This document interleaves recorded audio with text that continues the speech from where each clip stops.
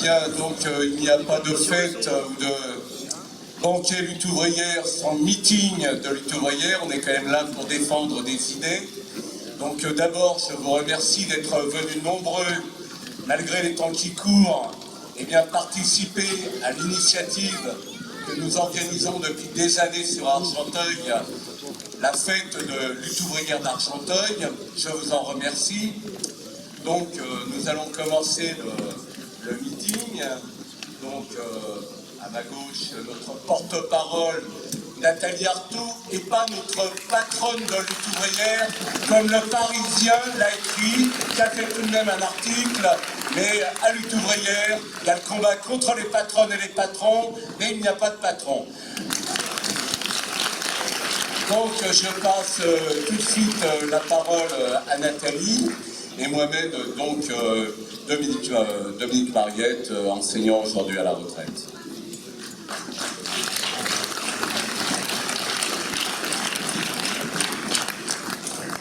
Travailleuses, travailleurs, chers amis, en cette période de nouvelle année, il est tradition d'échanger des vœux, et je vous souhaite, au nom de tous les camarades de lutte ouvrière, le meilleur pour 2016.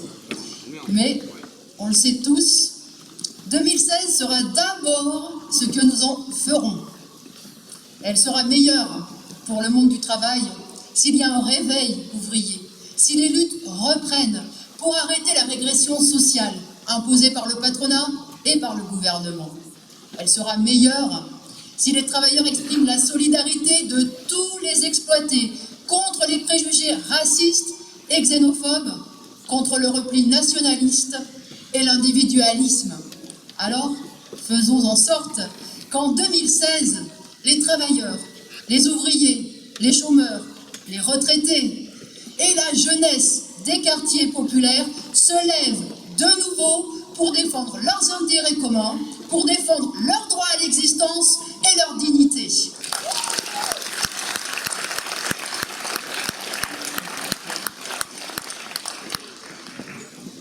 Avec les attentats terribles de janvier et de novembre 2015, avec des millions de femmes et d'hommes chassés de leur pays par la guerre et la misère, et traités de façon inhumaine, avec l'influence croissante des idées du Front National, l'année 2015 a montré à quel point la société et la vie politique évoluent dans un sens réactionnaire, à l'opposé des intérêts politiques du monde du travail.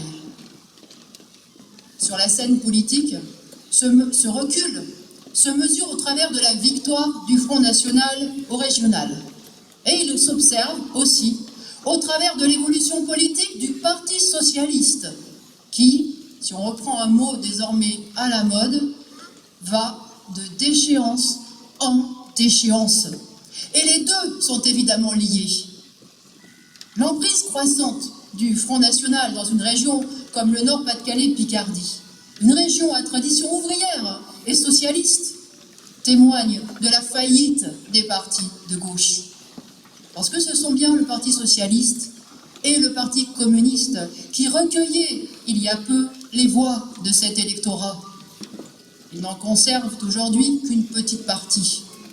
Parmi leurs ex-électeurs, certains, écœurés, se sont réfugiés dans l'abstention. Et beaucoup d'autres, beaucoup trop, ont basculé dans le vote Front National. Mais ces derniers ne sont pas devenus subitement racistes et encore moins fascistes. Nous en connaissons tous. Et nous savons que la plupart l'ont fait d'abord et avant tout pour rejeter la politique du Parti Socialiste. Ils l'ont fait pour se venger des partis gouvernementaux, parce qu'ils ont le sentiment d'avoir été trahis et abandonnés par la gauche. Et oui, ils l'ont été. Pendant des décennies, ces électeurs sont restés fidèles au Parti Socialiste et au Parti Communiste, malgré leur reniement et leur capitulation face au patronat à chaque fois qu'ils ont gouverné. Et ils en ont avalé des couleuvres. Sous Mitterrand déjà, qui avait instauré la rigueur et qui avait fini par encenser la bourse. Sous Jospin et ses fameuses ouvertures de capital qui n'étaient rien d'autre que des privatisations et que des ministres communistes ont orchestrées. Bien là, avec Hollande, la coupe est pleine. Ce chômage et cette précarité de masse que le gouvernement aggrave, ces attaques anti-ouvrières, ces cadeaux au patronat ont fini de démoraliser et d'écœurer son électorat le plus fidèle. Peut-être que certains se disent ici qu'il faut quand même être sacrément déboussolé et inconscient pour aller jusqu'à voter en faveur d'un parti d'extrême droite et anti-ouvrier comme le Front National. Eh bien oui. Mais qui a déboussolé et brouillé les consciences de ces hommes et de ces femmes si ce ne sont les principaux partis de gauche? C'est le rôle d'un parti ouvrier, d'une direction et des militants de permettre aux exploités de comprendre la situation, de leur faire découvrir qui sont leurs amis, leurs faux amis, leurs vrais ennemis, bref, de les rendre plus conscients politiquement. C'est le devoir d'un parti ouvrier de dire en quoi ceux qui prétendent gouverner sans remettre en cause le pouvoir du capital, le pouvoir de la bourgeoisie et des plus riches, se vouent à servir ce système. C'est son devoir de combattre les divisions que la bourgeoisie suscite entre les travailleurs. Mais le Parti socialiste et le Parti communiste ne remplissent plus ce rôle depuis bien longtemps. Le PS, qui s'est présenté comme le défenseur des classes populaires, a trompé les travailleurs des décennies durant. Il usurpe son nom depuis 1914, année où il s'est aligné derrière la politique de la bourgeoisie et a envoyé les travailleurs à servir de chair à canon dans les tranchées de la Première Guerre mondiale pour servir les intérêts des capitalistes. C'est alors qu'il a abandonné la perspective de renverser la bourgeoisie. Quant au Parti communiste, il s'était construit pour relever le drapeau piétiné par le Parti socialiste. Dans ses premières années, en regroupant les travailleurs les plus combatifs et les plus conscients, enthousiasmés par la révolution russe, le Parti communiste a contribué à écrire les pages les plus glorieuses du mouvement ouvrier. Mais, très vite, tombé sous la coupe stalinienne, il a fini, lui aussi, par tourner le dos aux perspectives révolutionnaires et il s'est intégré au système de la bourgeoisie. En faisant croire que la gauche défendait les travailleurs contre la droite, le PCA a été complice de l'imposture du PS. Et lui-même s'est voué, à partir de Mitterrand, à être la dernière roue du carrosse de la bourgeoisie, et aujourd'hui, il pâtit du même discrédit que le Parti socialiste. Ce sont les militants ouvriers, dans les entreprises comme dans les quartiers populaires, les militants syndicalistes ou associatifs, qui ont été les plus désarçonnés par la politique du PS et du PC au gouvernement. Eux, qui avaient convaincu leurs camarades de travail de voter pour la gauche, se sont retrouvés maintes et maintes fois à justifier des mesures qu'ils avaient toujours combattues, jusqu'à ce qu'ils finissent eux-mêmes par se sentir trahis, par abandonner leur activité militante, et pire encore, par perdre confiance dans les idées qui les avaient toujours animés. Le PCF, qui comptait, et de loin, le plus de militants dans la classe ouvrière, ne les a pas seulement entraînés dans l'impasse politique, il a, sous l'influence stalinienne, profondément perverti et déformé la conscience de classe des travailleurs en propageant les idées nationalistes et chauvines contraires aux intérêts des travailleurs. Le mouvement ouvrier s'était développé sur l'idée que le monde était d'abord divisé en exploiteurs et en exploités, que les travailleurs du monde entier étaient frères et unis dans le combat contre le patronat. Il s'était toujours battu pour diffuser une conscience internationaliste et pour dénoncer le patriotisme de la bourgeoisie qui cache toujours des visées impérialistes. L'international, le drapeau rouge, avait valeur de programme pour la classe ouvrière. Eh bien, non seulement le PCF n'a pas combattu dans ce sens, mais il a contribué à tromper le monde ouvrier en présentant le nationalisme comme une façon de se protéger de la concurrence, alors que les travailleurs avaient à se protéger des capitalistes et de ceux qui les exploitent. Il a réintroduit le drapeau bleu, blanc, rouge et la Marseillaise, les symboles des politiciens bourgeois dans le mouvement ouvrier. Pendant la guerre, il a versé dans les attaques anti-allemandes grossières pendant la Seconde Guerre mondiale. Ensuite, les militants et le milieu ouvrier qui l'influençaient ont été nourris aux diatribes de marché contre une Europe accusée de piétiner la souveraineté de la France ou aux appels pour le produire français. Si bien qu'aujourd'hui, Marine Le Pen peut citer Georges Marchais pour justifier son programme de préférence nationale. Elle peut reprendre mot pour mot certaines affiches et mots d'ordre qui furent ceux du Parti communiste. De fait, le PCF, avec cette politique nationaliste, a préparé le terrain au Front National. Il a faussé tous les repères politiques et contribué à la désorientation de la classe ouvrière que l'on constate aujourd'hui. Le problème n'est pas de ressasser le passé, de savoir qu'il y a eu raison ou tort il y a 30 ou 50 ans. Le problème, c'est que les militants qui n'ont pas renoncé et qui veulent aujourd'hui repartir au combat doivent comprendre à quel moment le mouvement ouvrier a dévié. Ils doivent comprendre comment la bourgeoisie nous a eus et s'est servi des partis que les travailleurs s'étaient construits pour les retourner contre eux. C'est vital pour l'avenir. C'est vital pour ne pas reproduire les mêmes erreurs et pour recommencer sur de bonnes bases. La situation actuelle, la poussée réactionnaire que nous connaissons, le Front National, sont les fruits pourris du réformisme et de l'électoralisme. Ils sont les produits de ce nationalisme propagé par les organisations ouvrières contre la conscience de classe. Il faut rompre avec ces perversions des idées socialistes et communistes et reconstruire le mouvement ouvrier sur des bases de lutte de classe et sur des bases révolutionnaires. C'est avec ce capital politique que les travailleurs ont remporté leur plus belle victoire. La Commune de Paris, la Révolution russe. Eh bien, c'est sur ce programme, sur les bases du programme de Marx, de Lénine, de Trotsky, que demain, ils en remporteront d'autres.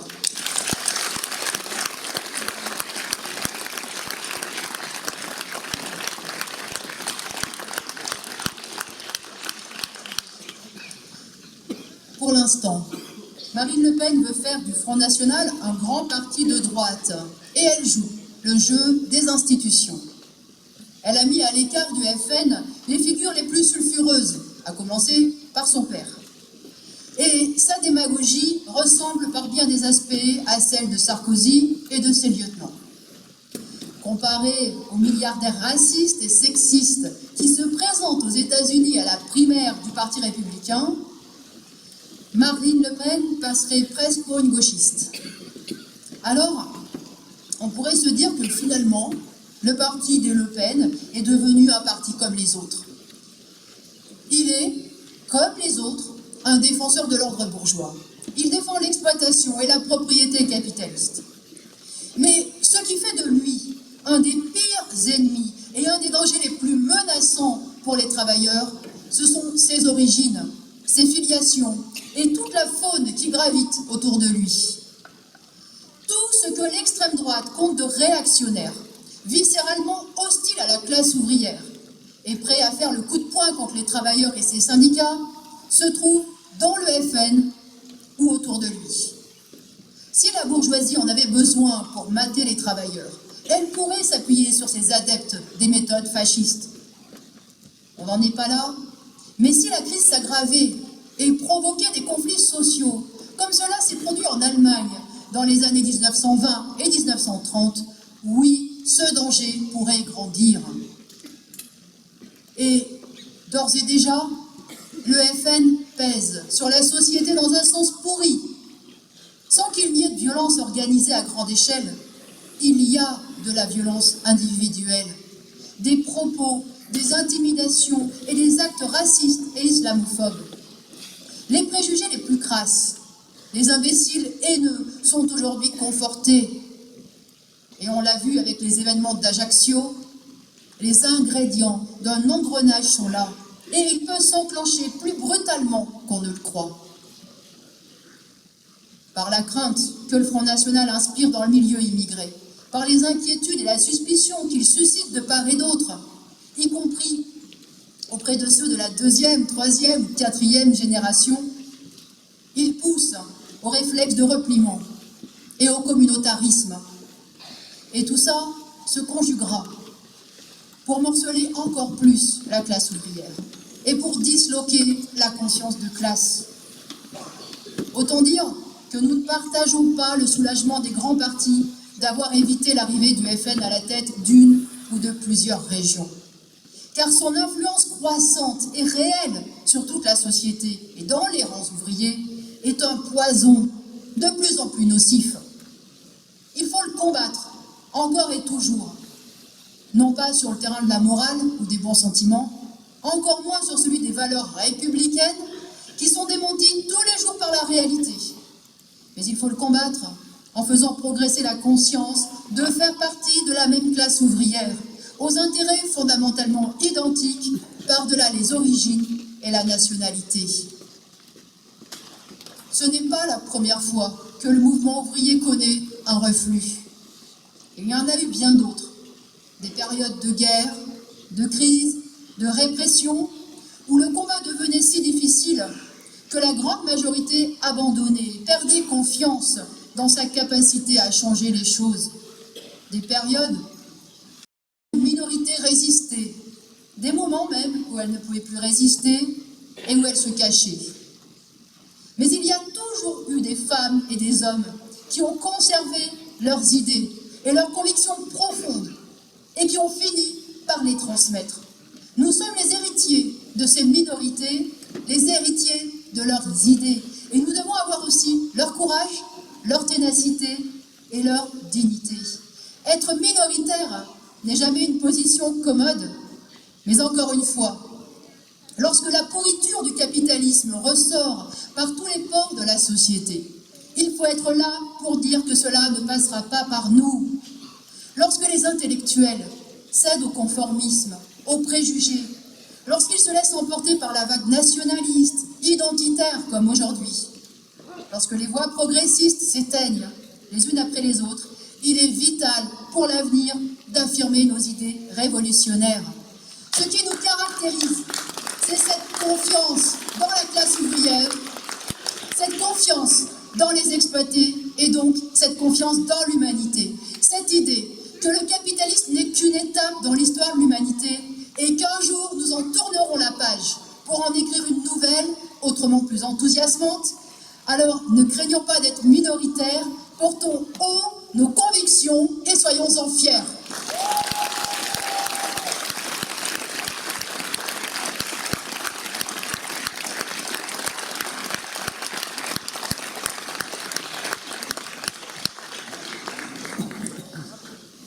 L'évolution à droite de toute la vie politique et la montée du FN est la conséquence de décennies de recul du mouvement ouvrier. Elle provient du recul de la conscience de classe. Il faut contribuer à ce qu'elle renaisse dans la classe ouvrière. Et cela passe par la renaissance d'un parti qui, sur tous les événements, prenne position du point de vue des intérêts des travailleurs, d'un point de vue de classe.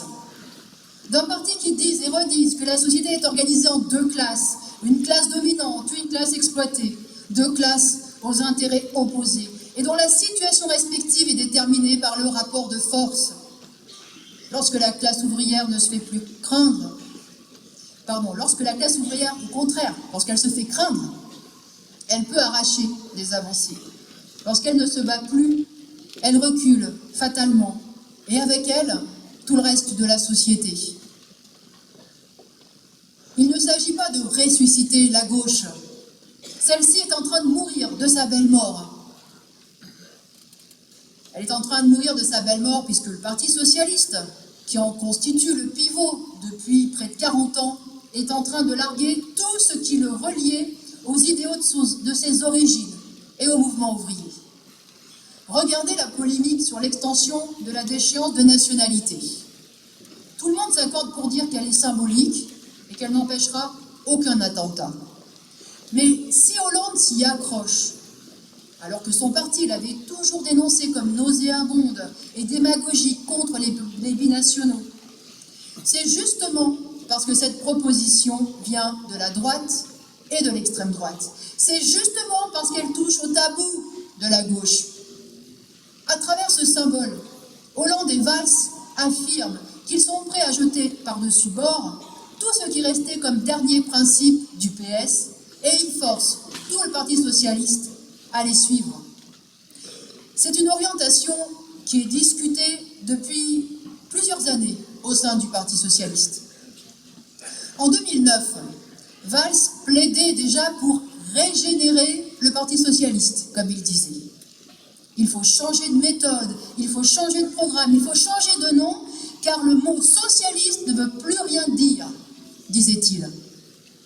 En 2014, il a réaffirmé qu'il faut en finir avec la gauche passéiste, qui s'attache à un passé révolu et nostalgique, hanté par le surmoi marxiste et par le souvenir des 30 Glorieuses. Cela fait bien longtemps.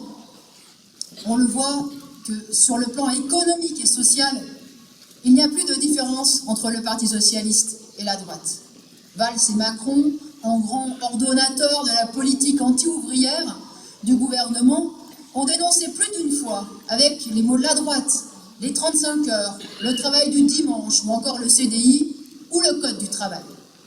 Mais jusqu'à présent, les dirigeants du PS avaient tenu à se distinguer sur le plan sociétal. Faut-il rappeler que lors de sa campagne de 2012, Hollande avait promis le droit de vote aux élections locales pour les étrangers? Eh bien aujourd'hui, tout cela est bel et bien enterré. En prenant un virage sécuritaire, en doublant même la droite sur certaines mesures, Hollande et Valls revendiquent et officialisent leur rupture avec l'héritage du PS. Et on l'a vu lors des régionales. Ils sont prêts à aller jusqu'à sacrifier leurs propres notables en leur demandant de retirer leur liste et d'appeler à voter pour la droite pour donner des gages justement à cet électorat. Dans le journal L'Humanité de cette semaine, l'éditorialiste s'est demandé s'ils étaient devenus fous au Parti socialiste. Eh bien, évidemment non. Ce recentrage et cette droitisation correspondent à la nécessité du jeu politicien. En menant une politique aussi ouvertement anti-ouvrière, en étant complice des licencieurs, en démolissant les droits des travailleurs, le code du travail, le Parti socialiste ne peut que saper les bases mêmes de son électorat le plus populaire. Il doit donc se refaire une nouvelle base électorale, en allant chercher des électeurs dans les couches petites bourgeoises, centristes, voire dans une fraction de l'électorat de droite. Et les circonstances politiques s'y prêtent. L'émotion suscitée par les attentats, l'ascension électorale du Front National et la progression des idées réactionnaires, la peur, tout cela va dans le sens de la droitisation et peut accélérer l'évolution du PS vers une sorte de parti démocrate à l'italienne, sinon ou encore à l'américaine. Et si cela fait un peu de remous à gauche, eh bien l'opération politicienne n'en sera que plus réussie. Autant dire qu'il n'y a pas à les supplier de changer de politique. Les dirigeants du PS larguent les amarres avec leur passé. Ils ne veulent plus être attachés par aucun lien à la classe ouvrière. Eh bien, il faut que les travailleurs ne se sentent plus attachés à rien, à cette bande de politiciens. Il s'agit de contribuer à ce que le mouvement ouvrier puisse se développer à nouveau sur les idées de la lutte de classe, qui constitue la seule boussole pour indiquer les intérêts des travailleurs, qu'il puisse se développer de nouveau sur des bases communistes révolutionnaires, les seules qui permettront de mener les combats à leur terme.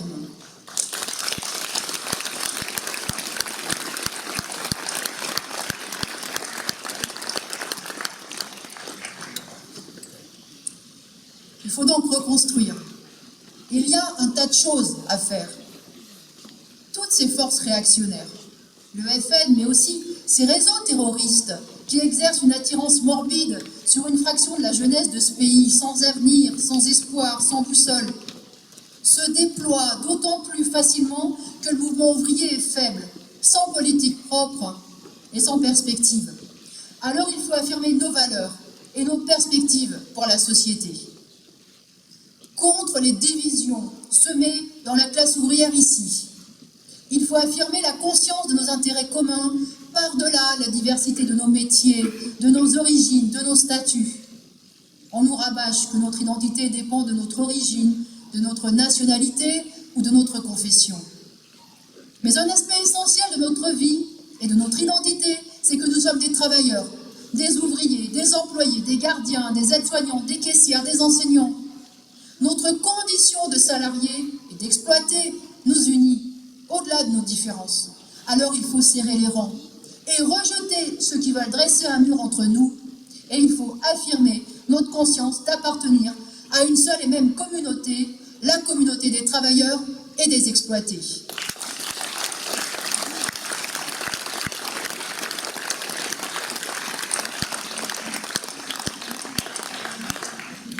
Contre la guerre et les bombardements sur la Syrie et l'Irak, il faut affirmer que le terrorisme est le fruit pourri de l'impérialisme. Le chaos qui règne dans ces régions, Daesh, qui exerce une des dictatures les plus féroces, sont le produit des rivalités, du pillage et de l'oppression des grandes puissances dans la région. Celles des Américains, de l'Arabie Saoudite, de l'Iran, du Qatar, de la Russie, sans oublier la France. Quel nouveau monstre sortira des calculs qui se trament aujourd'hui autour de la Syrie et de l'Irak? Alors il faut affirmer qu'on ne sortira pas du bourbier du terrorisme et des guerres sans secouer en profondeur ce monde inégalitaire, injuste et fou, et ce système capitaliste qui en est à la base.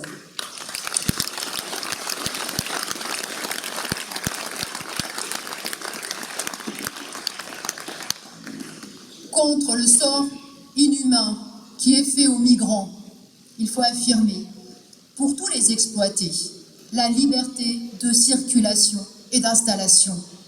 En leur assurant la liberté de circulation et d'installation, les réfugiés se répartiraient d'eux-mêmes à l'échelle de l'Europe. Ils pourraient s'appuyer sur des membres de leur famille et sur toutes les bonnes volontés qui existent. Mais non, pour ne pas donner prise aux critiques de la droite et de l'extrême droite, le gouvernement socialiste barricade les frontières et il aggrave les souffrances de centaines de milliers d'enfants, de femmes et d'hommes. Ils sont des survivants. Ils ont réussi à poser un pied sur le continent au péril de leur vie. Et il faut encore qu'ici, ils se heurtent au mur, aux barbelés. Il faut encore qu'ils soient arrêtés, bloqués, forcés d'attendre dans des conditions infâmes et qu'ils risquent de mourir asphyxiés ou électrocutés ou encore d'épuisement.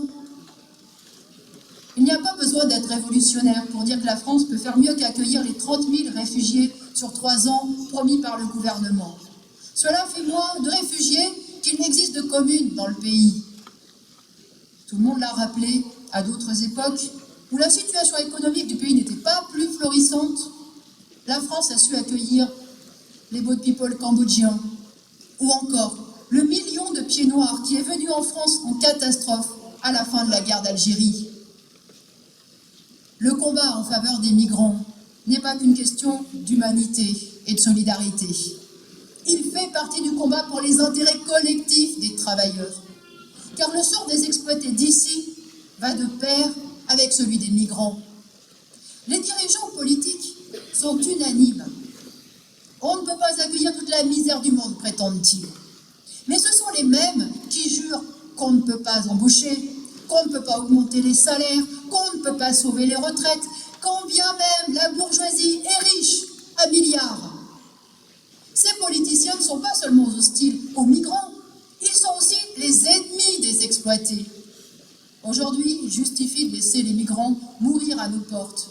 Demain, ils justifieront que l'on abandonne des travailleurs bien d'ici, avec la même indifférence. Les dirigeants des grandes puissances veulent faire de ces hommes et de ces femmes des sans-patrie, comme des dizaines de millions d'autres avant eux. Eh bien, il faut que les travailleurs les accueillent à bras ouverts et qu'ils en fassent au plus vite des frères de classe et des frères de combat.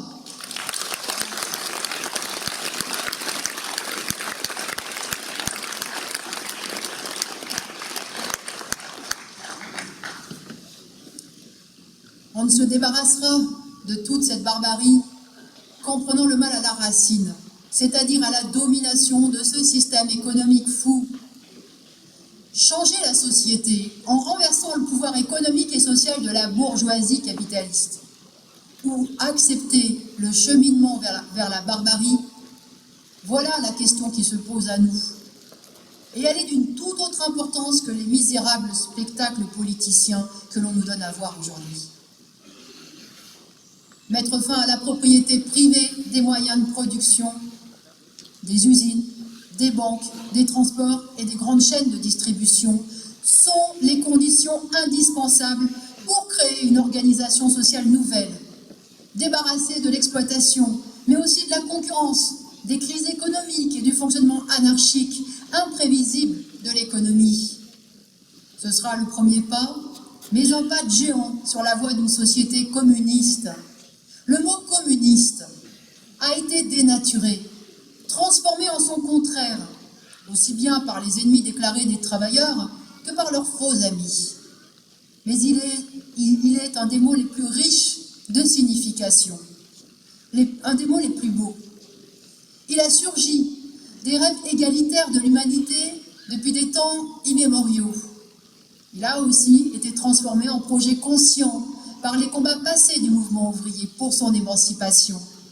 Il signifie tout simplement la mise en commun des richesses de la société, des moyens de les produire et de les partager.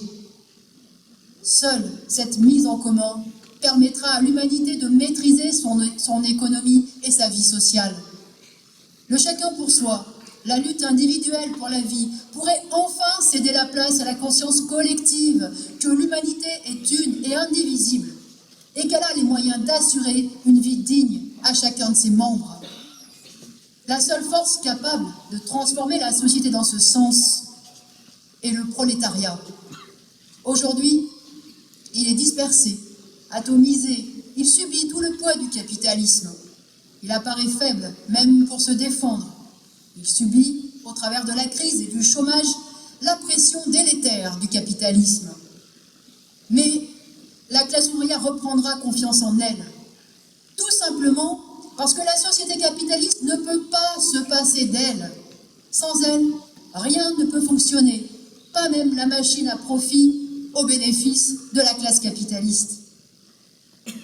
L'issue pour laquelle nous militons peut sembler lointaine, et en même temps, elle est inscrite dans la société elle-même. La lutte de classe n'est pas une invention des communistes révolutionnaires, c'est la vie elle-même, et c'est le moteur de l'histoire. Les travailleurs ne resteront pas indéfiniment l'arme au pied. Alors il faut reconstruire, continuer de lever le drapeau du communiste, car tôt ou tard, les travailleurs chercheront le chemin pour un avenir meilleur.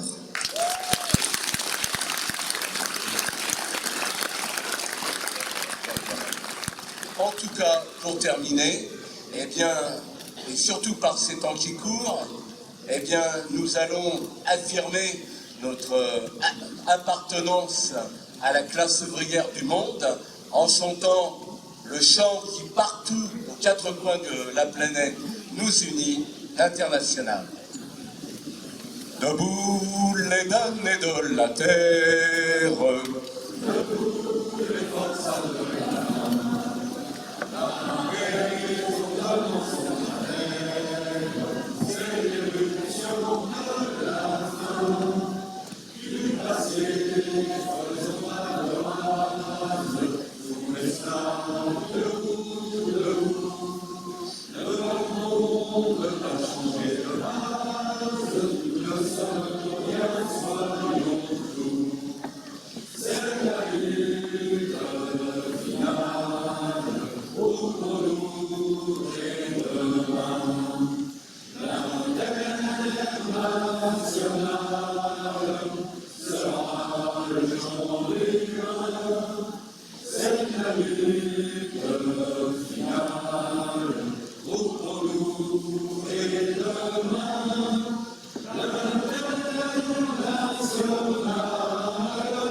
sera le genre